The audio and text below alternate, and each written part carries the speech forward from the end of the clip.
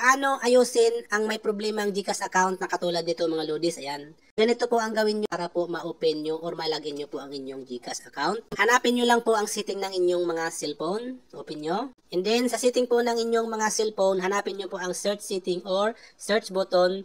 And then i-search nyo po ito. Yan po ang si-search nyo, developer option. Ayan. Pag lumabas na po, i-click nyo lang. And then, mapupunta po tayo dito sa developer option. So, dito po sa developer option, hanapin nyo po itong use developer option. And then, dapat po naka-turn off po ito ha. Kasi po, pag naka-turn on po ang inyong mga developer option, hindi po inaalaw ngayon yan sa system ni GCash. Binablock po ang inyong mga GCash apps and then hindi po ma-open. So, ngayon mga lodis, kailangan po natin itong i-turn off lang. Click natin.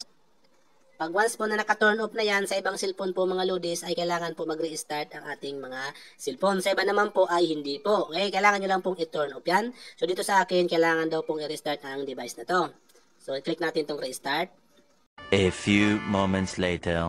And then, pag once po nakapag-restart na tayo ng ating cellphone, and then po na-turn off na natin yung ating mga developer option. So i-open na po natin yung ating mga GCash apps.